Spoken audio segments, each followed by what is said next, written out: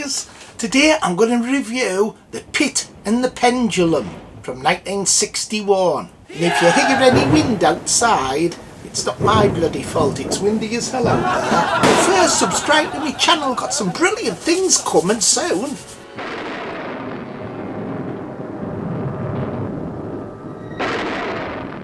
This was my father's world, Mr. Barnett. The shrieking of mutilated victims became the music of his life. The Pit and the Pendulum came out in 1961 and was directed by Roger Corman with a screenplay by Richard Matheson. And it's based on the Edgar Allan Poe short story from 1842. It's the second of 8 Roger Corman Edgar Allan Poe films that were made in the 60s. And Vincent Price starred in 7 of these 8 films. He missed out the premature burial and was replaced by Ray Millard. The Pit and the Pendulum was filmed in Panavision and Pathcolor and runs 85 minutes. It has music by Les Baxter. It cost $300,000 to make, but was a massive success for American International Pictures and made over $2 million. It had widescreen cinematography by Floyd Crosby, who also used tinted effects for the flashback sequences. The film was a critical and box office hit and influenced numerous Italian thrillers, from Mario Bava to Dario Argento. Stephen King describes the ending as among the most important moments in horror cinema. The film has a small cast, like the predecessor film House of Usher. The film stars Vincent Price as Nicholas, John Kerr as Francis, Barbara Steele as Elizabeth, Luana Anders as Catherine, Anthony Carbone as the Dr. Leon, and Patrick Westwood as Maximilian. So The Pit and the Pendulum's one of Vincent Price's best films. The plot's about driving him insane, like his father before him. His wife's trying to drive him crazy because she's having an affair with someone else.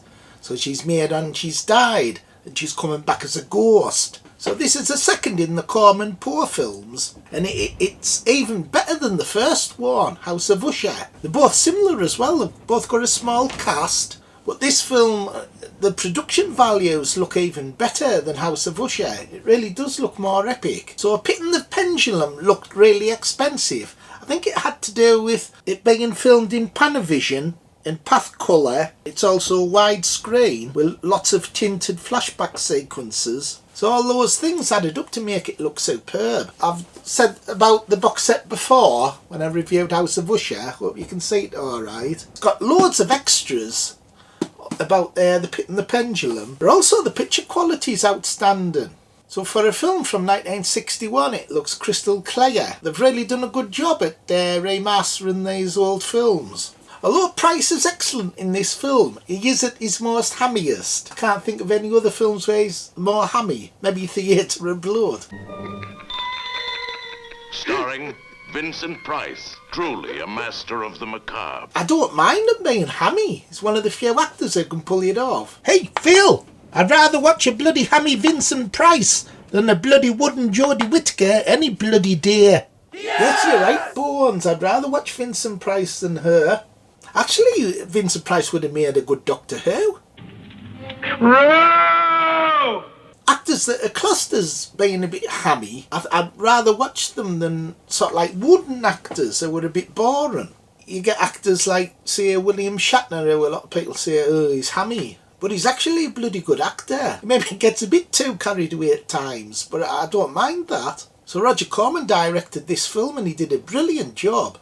I love the scenes where you see crashing waves for atmosphere and shots of the castle.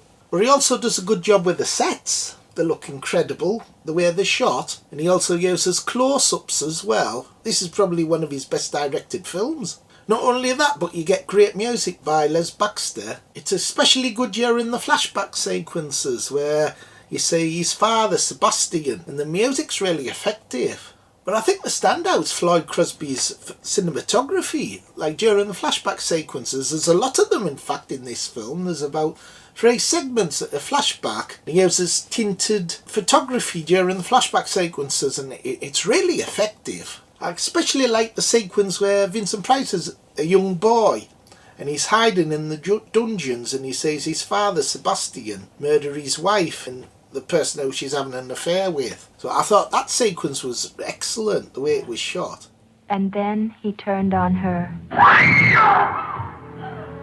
And there, before my brother's very eyes, our mother was tortured to death. So this film's all about madness. It's not so much supernatural, but it involves madness.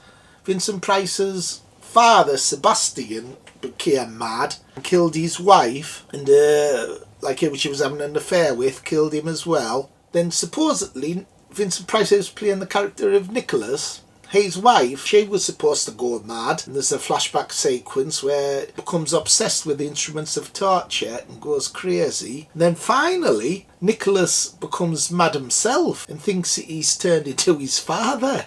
Do you not find that amusing, dear Nicholas? Yes.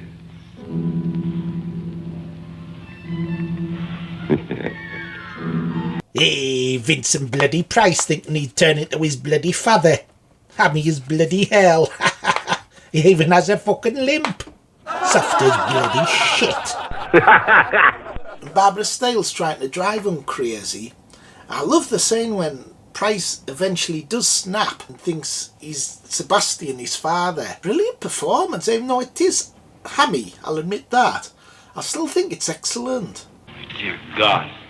Why, what ails you, brother, huh? And you, my dear, why are you so pale?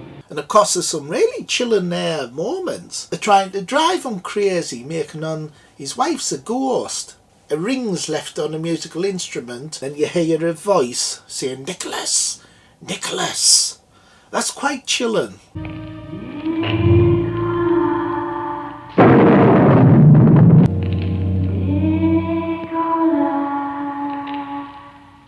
And the Pendulum set, that's really effective, that. You wouldn't think this was a cheap movie. It's like something out of a James Bond film, the set. It's really effective. But the ending, that's amazing, that. Trapped in this Iron Maiden right at the end, and they don't know she's in. And they say, right, we'll close this dungeon up and no one will ever come in here again. Then the camera focuses on her eyes in the Iron Maiden. Goes into a little square, just focusing on her eyes. I thought that was excellent. Barbara Steele has brilliant eyes anyway. Ending the film, a close-up on her eyes inside Iron Maiden. No one will ever enter this room again.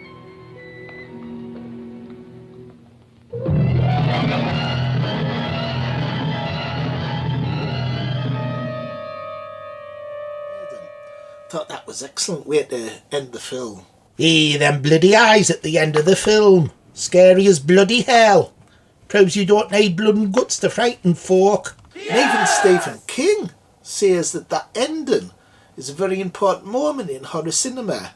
It proves that filmmakers would do anything to scare an audience. And it was sort of groundbreaking for 1961, because films were still fairly tame at that point. So I think this is one of my favourite Vincent Price films. Also, I like House of Usher and Mask of the Red Death. But outside the series, I like the 2 films. Madhouse is excellent. The Last Man on Earth's brilliant. And I think my favourite film's Theatre of Blood, which I've reviewed. So this film was so successful that it paved the way for more Roger Corman Poe adaptations. And they did another 6 after this one to make it 8. And hopefully I'll review all of them eventually. So overall I think this is a horror masterpiece with a chilling ending. Really freaked us out as a kid, that. And out of 10, I'm going to give it top marks. 10 out of 10. Brilliant film. And you think going to go like this? Brilliant film, Phil. Love these old horror films. Get the Skull reviewed. Okay, everyone. Bye. See you next time. Like, subscribe and share. Bye. Bye.